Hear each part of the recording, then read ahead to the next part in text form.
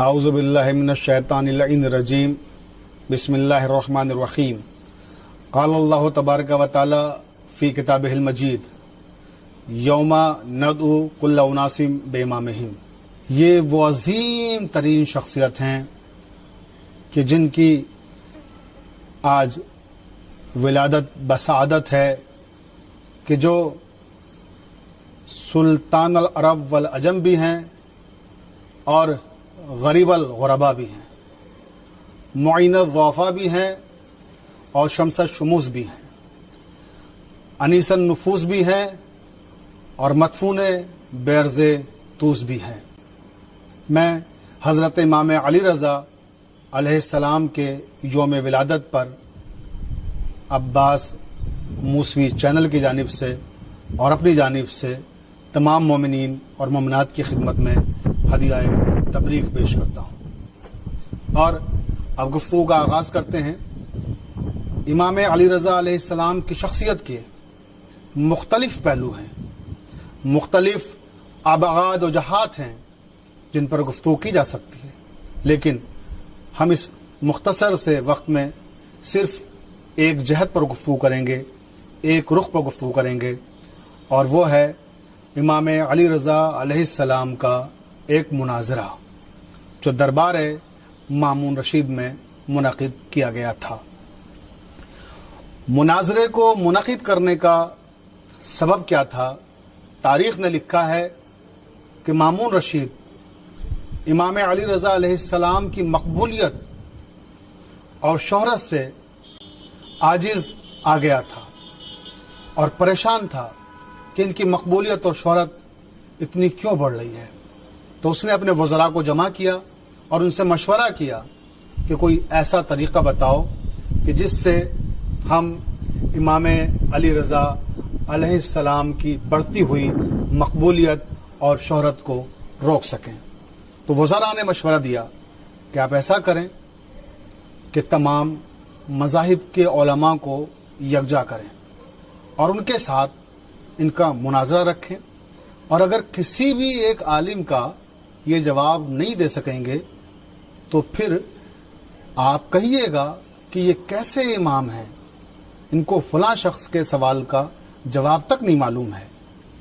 تو یہ بات مامون رشید کو پسند آئی اور اس نے اپنے وزراء کے ساتھ، اپنے مصاحبین کے ساتھ یہ منصوبہ بنایا کہ جو بھی علماء مختلف مذاہب کے ہمارے دسترس میں ہیں، ان لوگوں کو بلانا ممکن ہے، ان سب کو بلایا جائے، اور ایک تاریخ معین کر دی گئی، 3 مہینے کا وقت لیا گیا، اور اس درمیان میں تمام اطراف و جوانب خطوط روانہ کیے گئے، قاصد بھیجے گئے اور ایک مناظرے کا اہتمام کیا گیا۔ مختلف مسالک و مذاہب کے علماء کو دربار میں جگجا کر دیا گیا۔ جب وہ وقت آیا کہ جب سارے علماء، سارے افاضل مختلف مذاہب کے مامون رشید کے دربار میں موجود تھے، تو مامون رشید آیا اور اس نے پوچھا کہ تم لوگوں نے مناظرے کی تیاری کر لی ہے؟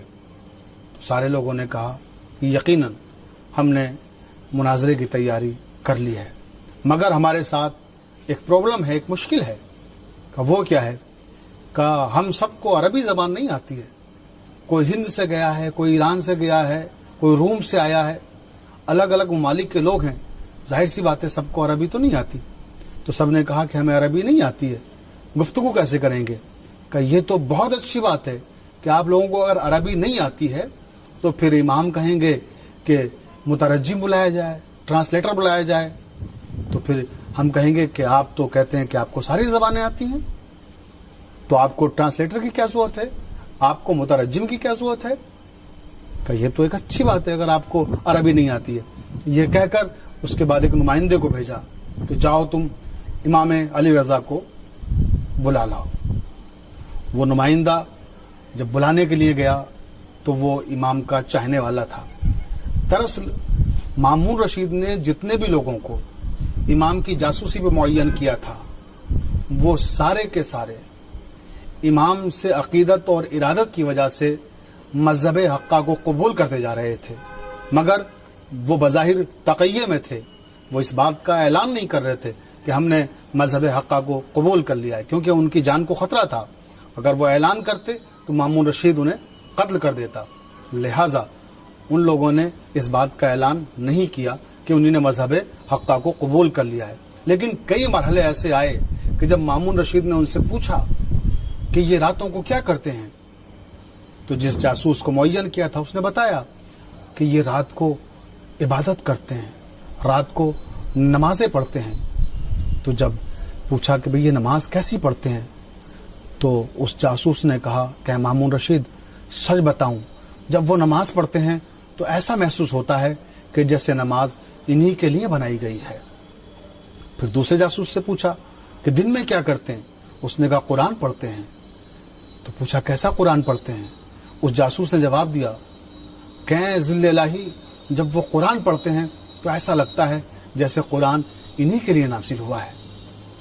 تو یہ سارے کے سارے جتنے جاسوس تھے سب امام کی عبادت سے، امام کے تقوی سے، امام کے ورع سے اتنے متاثر ہوتے جا رہے تھے کہ آہستہ آہستہ مذہب حقہ کے دائرے میں آ رہے تھے. تو یہ شخص جسے بھیجا گیا تھا یہ امام کا چاہنے والا تھا، امام سے محبت کرتا تھا. یہ گھبرایا ہوا امام کے پاس پہنچا اور کہا فرزند رسول، آپ کو مامون رشید نے دربار میں بلایا ہے. تو امام نے پوچھا کہ تم اتنا گھبرائے ہوئے کیوں ہو؟ کہا فرزند رسول، مامون رشید نے مختلف ممالک سے مختلف مذاہب کے علماء کو بلایا ہے اور ان کے ساتھ آپ کا مناظرہ رکھا ہے. تو امام نے مسکرا کے فرمایا کہ کیا تمہیں اپنے امام کے علم پر بھروسہ نہیں ہے؟ کیا تمہیں ہمارے اوپر یقین نہیں ہے؟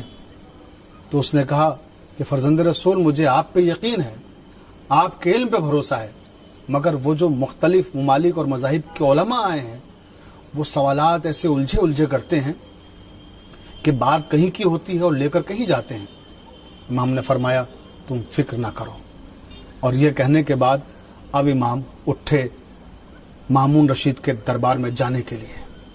جس وقت اپنے حجرے سے مامون رشید کے دربار میں جانے کے لیے امام چلے تو میرا دل کہتا ہے کہ شان سے چلے ہوں گے کہ اپنے جسم اقدس پر ولایت کی قبا پہنی ہوگی، امامت کی ردا پہنی ہوگی اور عصمت کا امامہ لگایا ہوگا، تولا کی تسبیحات ملی ہوگی، تبرہ کا عصا ساتھ میں لیا ہوگا.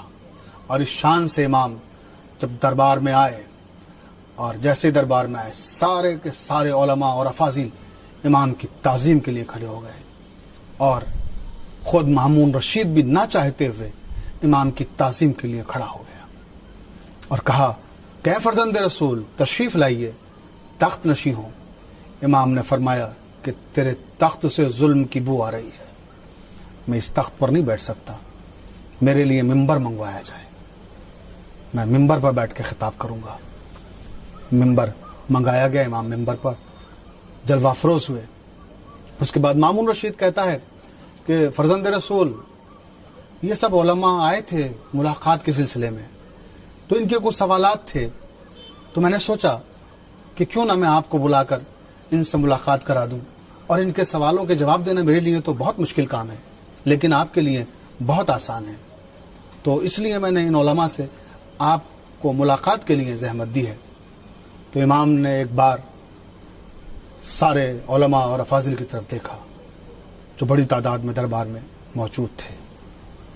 تو ایک عیسائی عالم جس کا نام تھا جاسلیق، اس نے کہا کہ فرزند رسول ہم لوگ آپ سے کچھ سوالات کرنا چاہتے ہیں. تو امام نے فرمایا یقیناً آپ کو جو سوال کرنا ہے سوال کریں. اس نے امام سے بہت سے سوالات کیے اور امام نے اس کے ہر سوال کا جواب تشفی بخش دیا. جب اس نے کہا کہ فرزند رسول مجھے جو پوچھنا تھا میں آپ سے پوچھ چکا اور آپ نے میرے ہر سوال کا جواب اطمینان بخش دیا ہے، تو امام نے فرمایا کہ اب اگر اجازت ہو تو میں بھی آپ سے کوئی سوال کروں. تو اس نے کہا جی پوچھیں، آپ کیا پوچھنا چاہتے ہیں؟ امام نے فرمایا کہ تم حضرت عیسیٰ علیہ السلام کو نبی مانتے ہو اللہ کا؟ ہم نبی نہیں مانتے.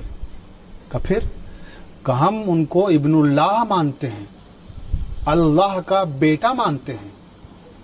تو امام نے فرمایا اچھا تو تم جناب عیسیٰ علیہ السلام کو اللہ کا نبی نہیں بلکہ اللہ کا بیٹا مانتے ہو؟ کہ جی ہم ان کو اللہ کا بیٹا مانتے ہیں۔ تو امام نے فرمایا لیکن میں جناب عیسیٰ علیہ السلام کو اللہ کا نبی مانتا ہوں، اور بہت مقدس شخصیت تھی ان کی، اور وہ بہت ہی تقوی والے، بہت ہی ورع والے انسان تھے۔ مگر اس شخص نے کہا مگر کیا؟ امام نے فرمایا مگر وہ روزے اور نماز سے غافل رہتے تھے۔ ایک دم سے وہ کہنے لگا کیسی باتیں کرتے ہیں آپ؟ حضرت عیسیٰ علیہ السلام روزے اور نماز سے غافل؟ ایسا کبھی نہیں ہوا۔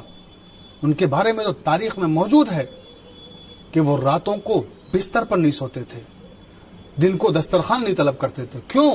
کیونکہ رات بھر عبادت کرتے تھے اور دن میں روزہ رکھتے تھے۔ تو جس نے ساری زندگی روزے رکھے ہوں، جس نے ساری زندگی راتوں کو عبادتیں کی ہوں، آپ اس کے بارے میں کہہ رہے ہیں کہ وہ روزوں اور نماز سے غافل تھے؟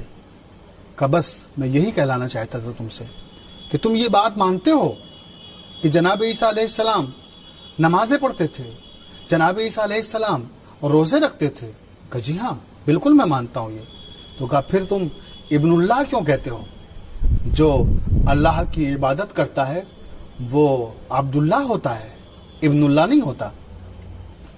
وہ خاموش ہو گیا، کیونکہ قرآن مجید میں ہے کہ انی عبداللہ آتانی الکتابہ وجعلنی نبیا، کہ میں وہ ہوں کہ جو اللہ کا بندہ ہے، جسے اللہ نے نبی بنا کر بھیجا ہے اور جس کو اللہ نے اپنی کتاب عطا کی ہے۔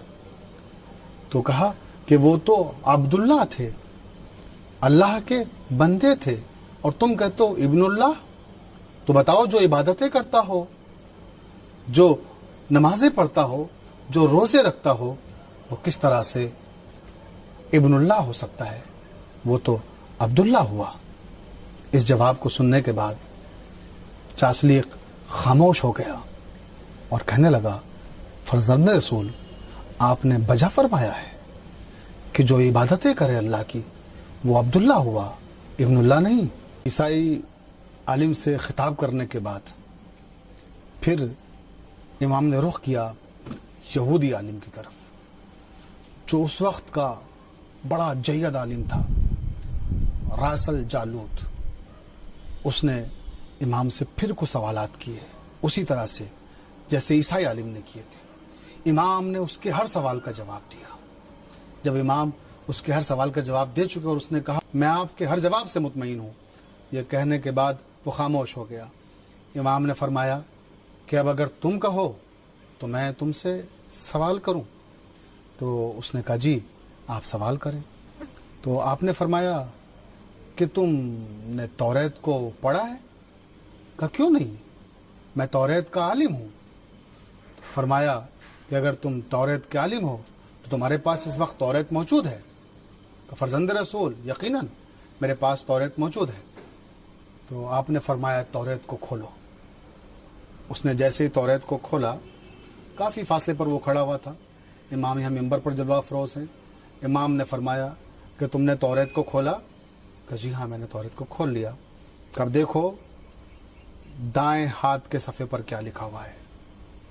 امام نے اب وہ توریت کی تلاوت شروع کی۔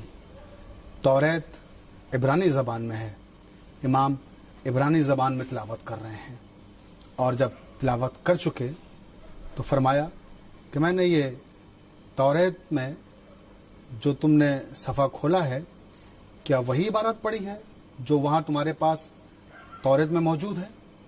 اس نے کہا میں نقش حیرت بنا ہوا ہوں فرزند رسول، آپ کافی فاصلے پر بیٹھے ہوئے ہیں اور میں یہاں ہوں اور توریت میرے پاس یہاں ہے، اور میں نے جہاں سے کھولا ہے آپ نے وہیں سے وہاں سے پڑھا؟ کہ پہلے یہ بتاؤ ان سارے لوگوں کو کہ میں نے جو توریت کی تلاوت کی ہے کیسی کی ہے؟ کہنے لگا فرزند رسول ایسی تلاوت تو آج تک میں نے توریت کی کسی سے نہیں سنی، میں خود توریت کا عالم ہوں، مگر اس طرح سے تو میں بھی تلاوت نہیں کر سکتا جس طرح سے آپ نے توریت کی تلاوت کی ہے۔ اس کے بعد جو امام نے عبارت پڑھی تھی اس کا مطلب تھا کہ کوہ سینا سے نور آئے گا اور جبل سعیر پر روشن ہوگا، اور یہی نور کوہ فاران پر جا کر مکمل ہوگا۔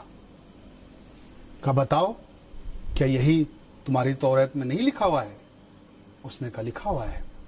کہا کیا تم سمجھتے ہو یہ کوہ سینا سے اور نور سے کیا مراد ہے؟ کیا جبل سائر سے کیا مراد ہے تم سمجھتے ہو؟ کوہ فاران سے کیا مراد ہے تم سمجھتے ہو؟ کہ فرزند رسول میرے علم میں نہیں ہے کہ یہاں پر کیا کہا گیا ہے۔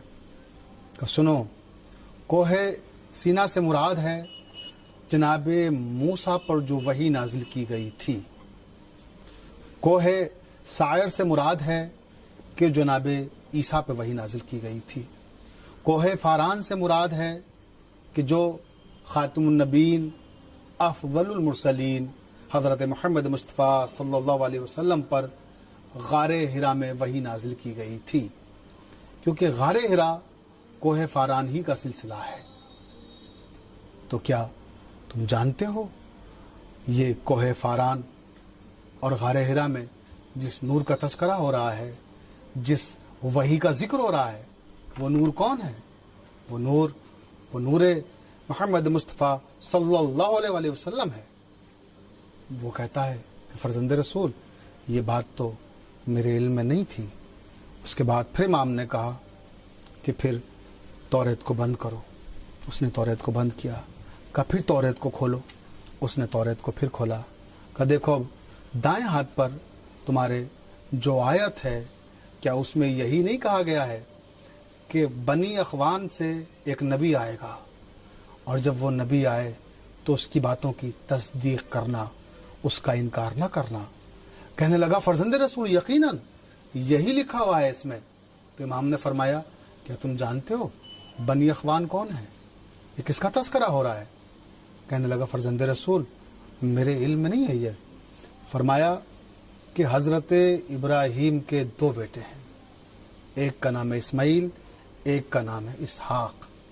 اسحاق کی نسل سے بنی اسرائیل ہے، اور اسماعیل کی نسل سے بنی اخوان ہے۔